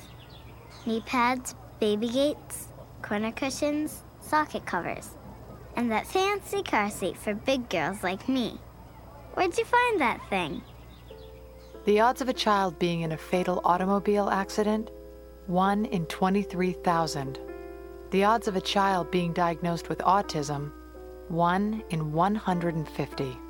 You know the odds of autism. Now learn some of the signs. No big smiles or other joyful expressions by 6 months. No back and forth sharing of sounds or facial expressions by 9 months. And no babbling by 12 months. To learn more of the signs and more about autism, visit autismspeaks.org. So, Mom, while you're remembering to protect me from the unthinkable, don't dismiss the possible. Brought to you by Autism Speaks and the Ad Council. Are you stuck in front of your computer listening to our shows? Well, you may be happy to know that you don't have to be anymore.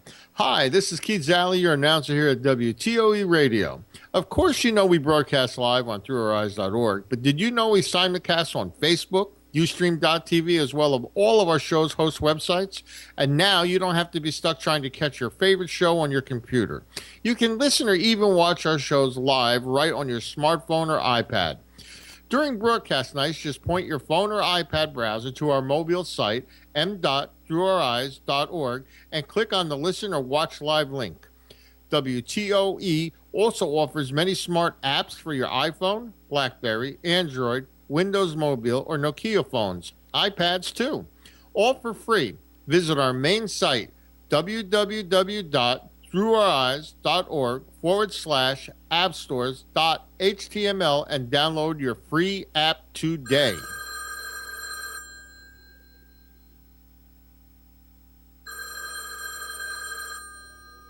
If you're not facing your mortgage issues, this can be the most terrifying sound in the world. It means you've fallen behind. It means hope is dwindling. It means you're another call closer to losing your home to foreclosure. Fortunately, there's hope. If you need real help and guidance, call 1-888-995-HOPE. That's 1-888-995-4673. Because nothing is worse than doing nothing. A public service announcement brought to you by NeighborWorks, the Ad Council, and this station.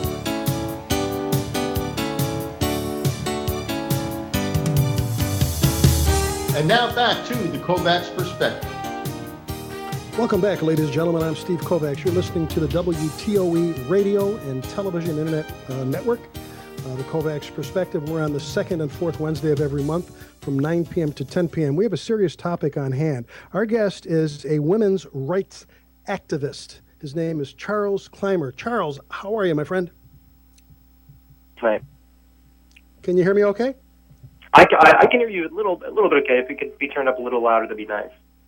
Okay, I'm going to try to talk louder. I don't have the ability. The producers and directors back in the headquarters can maybe work with that. But Charles, thank you for being my guest. We're talking about a serious topic here, Charles. Tell me a little bit about yourself and why you are a strong voice for women's rights, as I know you are. Why is that? Why are you passionate about this topic? I think the question we should be asking is why wouldn't anyone be passionate about this topic? Women are at a disadvantage in society in so many aspects that it's a wonder that more men and women aren't speaking up on this. Well put. Well put.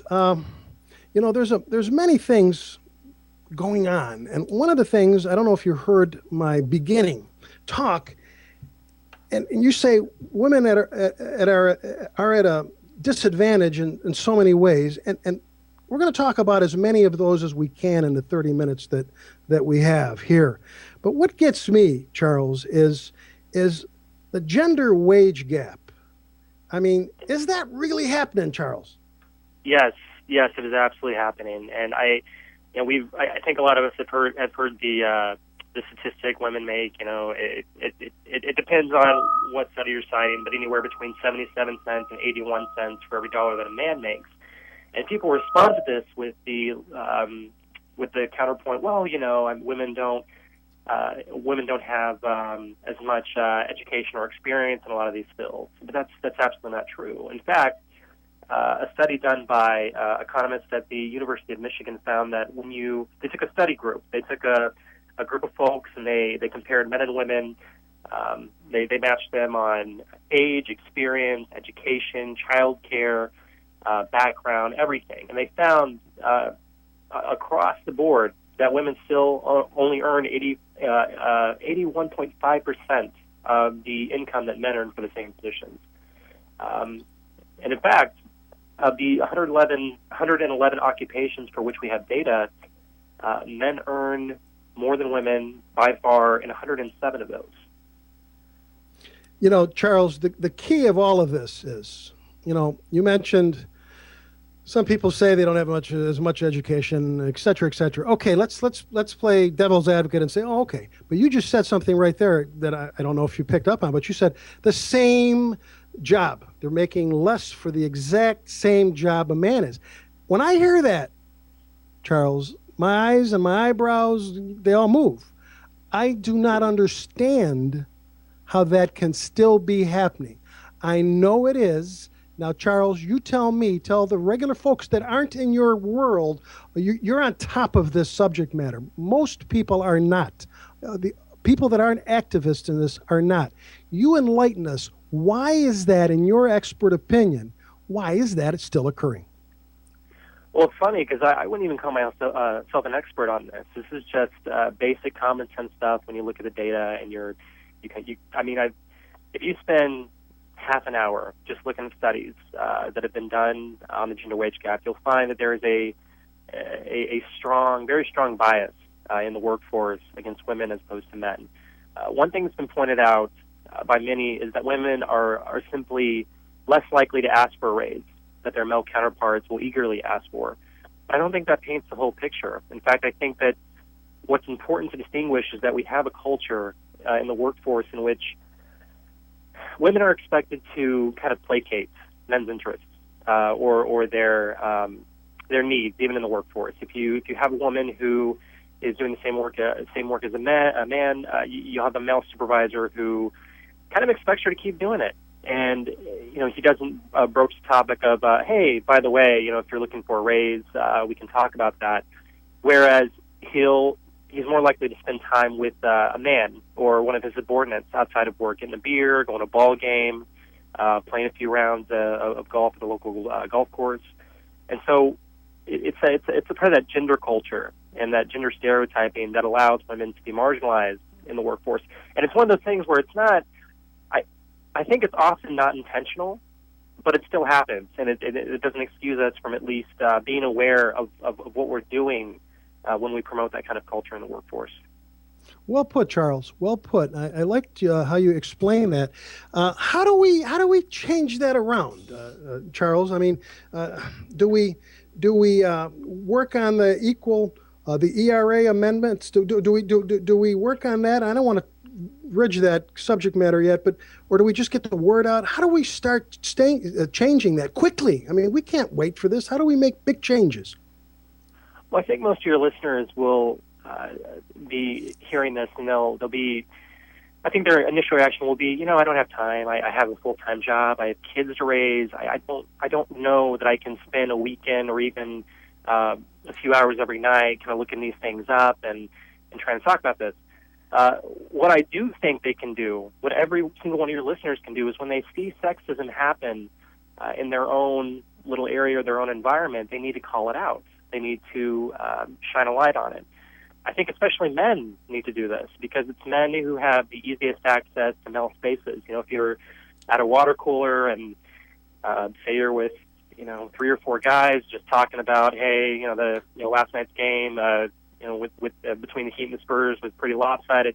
But then it comes up, oh yeah, did you hear I was dating so and so, and yeah, she's and I won't say any swear words on here, but I mean any of those female pejorative names that we call women when we want to disparage them. Those get said all the time in the workplace, but they get said among men. And it's that kind of culture that makes it easier for a male supervisor or even women supervisors to look negatively at women who are in that work environment. So what we need to do is start calling this out when we see it, say, hey, I don't think that's okay. That's not okay to do, and you should really consider how you're talking about this person. That's just a basic baseline of what you can do. So what you're saying, Charles, if you see somebody maybe trying to control a woman by using some of that terminology you're talking about, if you see somebody looking down on a female, you can kind of see that, you should speak up. Is that what you're saying? Yes, absolutely. No one's saying that's going to be easy. It's not. I mean, I've lost friends over something like this, but it's the kind of thing that it plants the seed. Even if that person reacts with hostility, even if they, won't speak to you for several weeks or whatever, it's going to plant a seed. And I think they know it's wrong, because here's the thing about people, and I find especially with sexist men, not all men, but sexist men, is that when you approach this topic with them, they get defensive. They immediately get defensive. They'll say, wait, that's not at all. And I mean, if you're a woman, they'll obviously call you a feminist, but if you're a man, they'll say any kind of pejorative name. And I think that's because they know it's wrong, and they're angry that someone called them out on it. If they honestly thought it was okay to say, they probably would laugh it off. They'd say, oh, that's not something I really should worry about. But they immediately get defensive. Yeah, what you're saying is probably a vast majority, and correct me if I'm wrong, deep down inside know that it's just not the right thing to do. Yes, I would bet my bottom dollar on that, yes. Charles, what is the organization Equality for Women?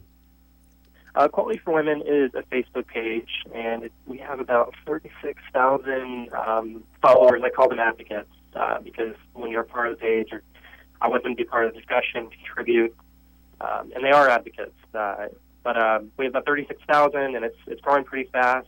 In about a week or so, we'll hit our 6-month anniversary, so that's pretty nice. Charles, I wrote a book about 3 years ago. It's called Protect Yourself, The Simple Keys Women Need to Be Safe and Secure. And, I didn't even think twice about it. I've been in the martial arts most of my adult life, in law enforcement and security, blah, blah, blah. So I figured, how can I make a difference? How can I help? And I wrote it for women. I've got some good accolades, and I won an award about it, and it makes me feel good. But I never, until recently, Charles, thought of myself as a feminist. And I still don't, because maybe I don't know what the word is. And somebody said, Steve, you're a feminist. And I says, I'm a what? And she said, because, you care and you just want to do the right thing. And I said, okay. So, and which brings me to you. You and I are both men. Obviously, I'm looking at you, and you have more hair than me, which I'm a little bit jealous, but that's okay. I see a picture of you.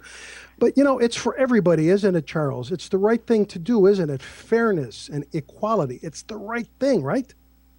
Yes, it's absolutely the right thing to do. And I don't think it's easy for anyone to say they're a feminist, especially in the kind of culture we have that's taken such a beautiful word and such a beautiful philosophy and turned it into something that is supposedly man-hating, or that it's supposedly trying to make women more than men, and that's not what it is at all. That's never what it's been about.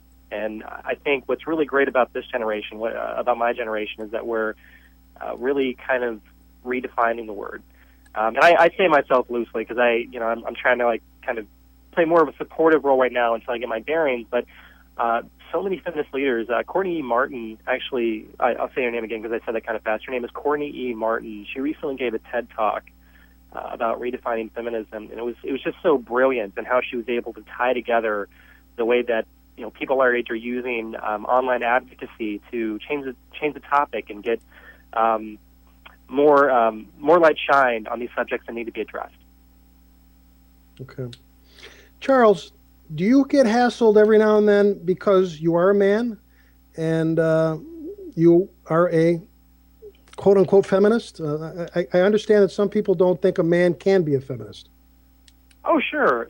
And, I openly identify as a feminist, but if anyone, a man or a woman who's supportive of women's rights, and they personally think I shouldn't call myself a feminist, that's fine. They can refer to me as pro-feminist. They can refer to me as an ally. That's absolutely fine. What's important to me are the issues. It's focusing on women's rights, especially rape culture, which is a huge issue right now. But I do get hassled for it every now and then. But I'd say, the overwhelming majority of those in the feminist community have been very welcoming and have really tried to kind of guide me in this developing philosophy that I'm trying to learn more about. Okay, and when the person I talked to called me a feminist, and she explained what she meant. And in my case, I don't like to be labeled anything liberal, conservative. Somebody said if you label me, you negate me. You kind of, you hold me back. So, but what I'm here to do today is to find out the issues, and the way I'm looking at the term feminism right now is equality, and let's go from there. And this is an extremely important topic, and I do not want to give it a short amount of time. I want to give it as much time as I can. Sure. What is going on? What is the rape culture? Can you talk to me when I say the word rape culture to you? What can you tell us about? So rape culture is basically our institutional cultural biases against rape victims and how we perpetuate that kind of behavior against women, primarily women. Men are of course raped too, but it's primarily against women. It covers a number of things, but the thing that sticks out most to me is how we tend to blame victims for their own rape, which is never, ever okay. And the way we do that is if a woman is raped, we ask, were you drinking? What were you wearing? What neighborhood were you in? Did you say no loud enough? Were you inside your house? Were you at a bar? I mean, we question the victim's actions. We act as though rapists can't control themselves, that they're just monsters roaming the streets, and that women, it's the responsibility of women to avoid being raped by taking proactive actions. And I think that's absolutely wrong. I don't think that women should be expected to not drink. They should be expected not to wear short skirts. They should be expected not to walk out late at night. I think we need to be focusing on the actions of rapists and how we teach boys and young men from an early age that it's okay to objectify women, that it's okay to catcall them, hit on them, talk about, openly joke about rape as if it's not a big deal, which desensitizes us to the horror that it actually is. Right, and I think that hit home for me when you said to start training, teaching, mentoring kids as they grow up. As you said, that kind of behavior, that whole thinking is just incorrect. It's wrong. And I won't even dignify what you said about, some people say that short skirt or women have something to do with being raped. That's ridiculous. It's right. It's abuse. It's a power. It's got nothing to do with that. But that makes sense to me. So, because what I want to do, Charles, is trying to get to the point of how do we make a difference? Okay, there is a rape culture. Look at the military, right, Charles? I mean, right now it's coming out in the open that how many women in the military have been sexually molested, raped, abused, I'm sorry. Oh, I'm sorry. Go ahead. Well, that's okay. And the leadership has kind of swept it under the rug. I mean, give me a break. I have a friend right now. And I call him a friend. He's a writing friend. His daughter just went into the Air Force. He's a great, nice guy. He's fuming. His daughter's new into the Air Force, and he's hearing this. So, I mean, Charles, I'm putting you on the spot. You said you're not an expert. You know, my friend, you write a blog and you're into this. You have a passion. You are my expert tonight. Help us out here. How do we change that mentality in the military? Can you think of a piece, a way, one or two or three ways that we can start immediately changing what the mindset is in the military against women? Well, first of all, one of the biggest problems right now is that what we do is we place the ability of units' chain of command to decide what happens to rapists. And the problem with this is that, think of your workplace. Think of, if you're listening right now, think of any office that you work in. What if your head supervisor was the person who got to decide whether or not, a woman being raped in the workplace or a man being raped in the workplace was prosecuted? That would never happen. We take it to a criminal court. An impartial judge gets to decide what happens, or a partial judge and jury gets to decide what happened. But in the military, that's not the case. Recently at Aviano Air Force Base, a male officer, he raped a woman, and a jury of his peers found him guilty. These were fellow officers who found him guilty after a trial jury, and his commanding general was able to overturn the verdict with a flick of a pen. Didn't provide reasoning, didn't have legal authority. Didn't have legal education, just overturned it. And it's called convening authority, and that's a big thing that activists are trying to take away from right now. And so yesterday, Kirsten Gillibrand, Senator Kirsten Gillibrand, the junior senator from New York, she's been trying to get convening authority taken out so that we prosecute sexual assault and rape outside of the military's chain of command. So what she did was she tried to attach a provision to a bill in order to make that happen. And she got a lot of support. 27 senators co-sponsored it, including 4 Republican senators. I mean, this got bipartisan support. It got strong support. What happened at the last minute was that Senator Carl Levin, another Democrat, ironically, he took it out. He took it out of the bill. He sided with military commanders and saying that, we need convening authority. We need these investigations to stay inside the chain of command. And the reason they always provide is that, if commanders can't exercise authority over sexual assault, how can we trust them with any other aspect of how their units are run? But that's very cold comfort to a rape victim. And what they miss constantly is that the social politics of any unit are going to prevent the kind of objectivity that someone who is investigating this needs to have. So what you wind up with is a commander who might know the rapist and might have a strong attachment to them. And so what they Charles, do is... let me stop, Charles. Let me stop you there. That makes total sense what you're saying. I'm aware of this situation. That's ridiculous to have those people have that ultimate decision-making capability. That immediately has to stop. It's just wrong. It just doesn't make any sense. Anybody that knows something about the criminal justice system, and I understand it's the military, et cetera, et cetera. So I agree 101% with you. That has to be changed.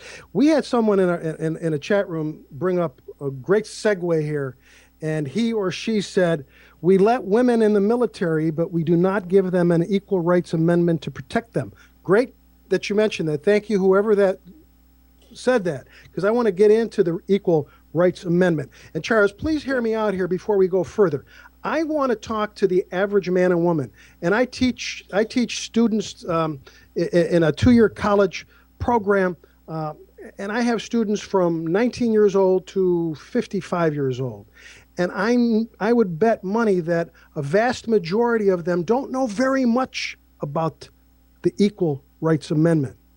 Tell the folks what it is, what's happening with it, and what they can do to help if they want. Please. Sure. So the Equal Rights Amendment was a measure that was brought up in the 70s. It was basically a way to guarantee constitutional protection for gender equality, so that women would not be marginalized in any way based on being a woman. So gender cannot play a role in how we treat people in this country. And that's the basic 5-year-old explanation. What happened was that it gained a lot of support pretty quickly. In a matter of a few years, it got very close to ratification, had a lot of support build up. And then, with only a few states left to ratify the constitutional amendment, what happened was Phyllis Schlafly, or Schlafly, I think her name is pronounced, she was able to get a counter movement in saying that, this is wrong, men and women are different, we don't need a constitutional amendment, although clearly we did, but, that's neither here nor there. She was able to get it defeated along with many of her allies in doing so. And so everyone thought it died. But the problem is that a lot of people these days think that it has died and that we can't bring it back up, which is completely false. The Equal Rights Amendment could get passed within the next few years if we just worked on getting those last few states to ratify and to have Congress reaffirm its support for the amendment. There's a great activist right now. Her name is Kimberly A. Johnson. She's working with different congressional leaders and trying to pressure them to bring it back up, to co-sponsor it, to give support to it in their own states, and it's absolutely necessary. Once we have an Equal Rights Amendment in place, we'll be able to say without a doubt, hey, look, you can't do this anymore. The Constitution says clearly that it is completely wrong to discriminate based on gender. Okay, hold on one second. Let me stop you. And we're getting some different chat comments about why a senator didn't say this and that. And if I have time, I'm going to get to that. But I still want to get now. So we're trying, or people are trying to make an amendment to the Constitution, correct? Yes. Okay. And now, why is there anything scary in here, Charles? That if we have this amendment, are women going to rule us? Why is there? Why is there an issue with this? Why are some people fighting this? Help me. Well, when you look across the board, at every sphere of power in this country, women make only 20% of the Senate. They make 18% of the House. They make 4% of Fortune 500 CEOs. There's never been a woman president or vice president. There have only been 3 secretaries of state. And it's funny because people say this, but women don't want to rule men. That's not what. No, and I'm kidding. I was totally kidding about that. I know you are. Okay, we had a little feedback there. You still with me, Charles? I'm still with you. Yeah, no, and I was kidding about the power thing. That's what I'm saying. I mean, what is the downside of this amendment? I have not read it. I don't know. Mm-hmm. Is there something in there, Charles? There's literally no downside.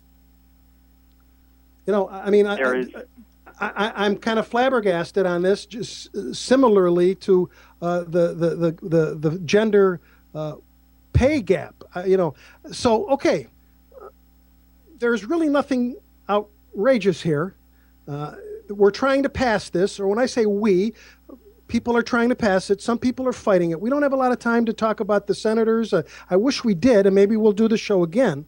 But right now, there's something happening, right? I mean, they're revisiting it again? Is there something that people sitting at home in Milwaukee and Cleveland, Ohio, Dallas, Texas, Honolulu, Hawaii, that hear that there is an amendment? They're trying to change our basic Constitution to not have any discrimination against females, correct? I mean, is that basically what it is? That's correct. Okay, so let me stop. Let me interrupt you here. So there is an amendment trying to be passed that it has to be equal to guys. I mean, So what can people in Honolulu, is there anything that the average person can do? Take it away, just the people in the loop and that are really trying. Is there something that we can get more people on this train? Call your representative and call your senator. I kid you not. I know people say that. I know that you'll watch TV or get an email from someone telling you to call your congressperson, but it works. It absolutely, without a doubt, works. If you call their office and you leave a message or you send an email to a staffer, any of that, it puts pressure on them and lets them know that people actually care about this issue. And I will also say this, I'm a straight, white, cisgender man, and I'm completely okay with that, by the way. I like myself, but I look at this amendment and I am not threatened by it. I'm not. I am not threatened in the least by it.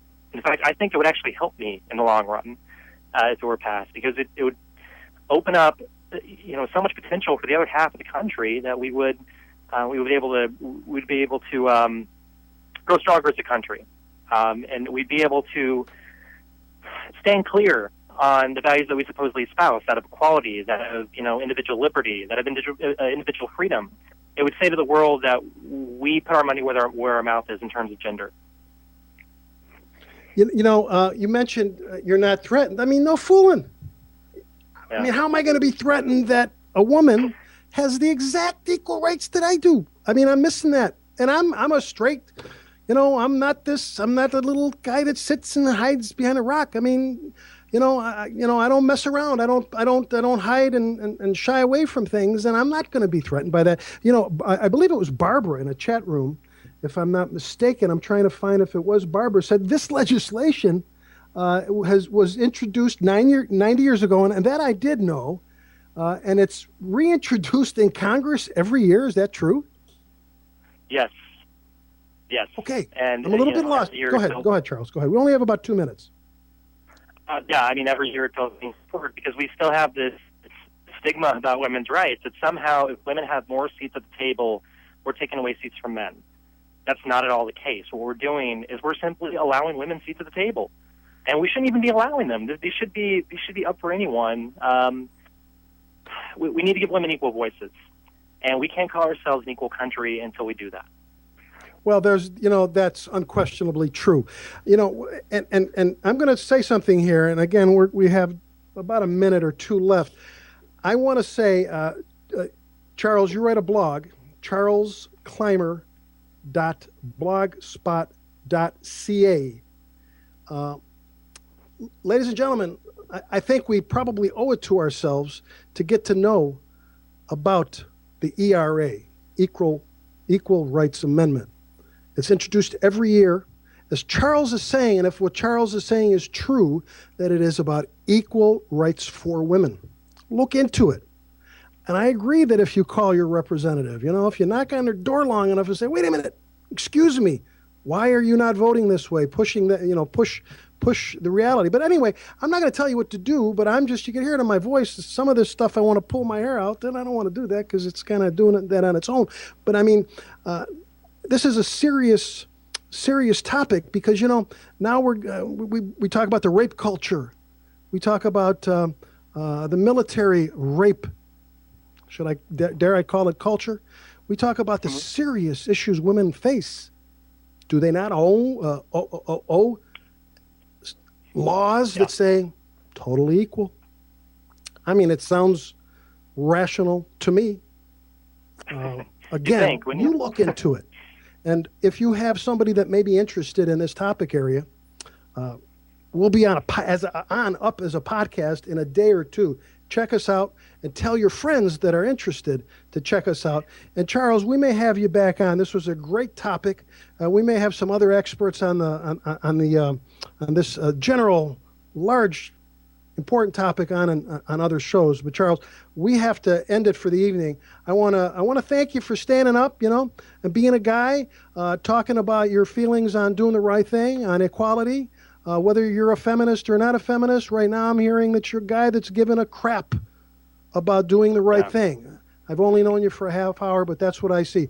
Thank you, my friend, for being my guest this evening. Thank you, sir. I appreciate it. My pleasure. Ladies and gentlemen, a good topic. I want to thank, and I want to apologize. We got a ton of instant messages and emails. We only had a half hour, and we may have to do this for an hour show. I think we probably should. That's an important topic, and we may very well have to do that. So I want to thank you for being involved. Check us out on a podcast. If you have anything you want to say to me personally, hopefully it's okay, but email me anytime at info@KOVACS PERSPECTIVE.com. We'll chat. If you have any suggestions for future shows, future guests, anything at all, you want to mention anything, I'm here. I answer all my own emails, so I'm looking forward to anybody that wants to chat. Ladies and gentlemen, thank you very much for being here on this great show. Until next time, so long.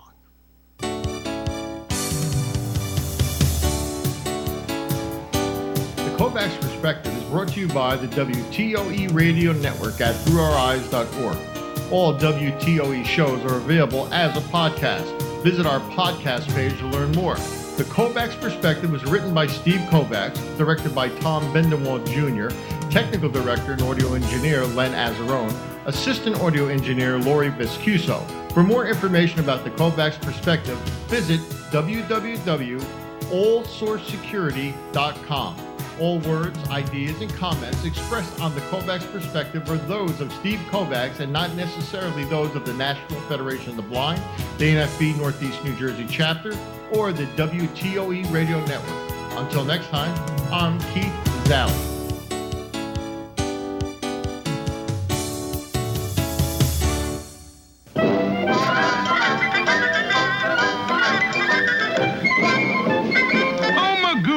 You done it again.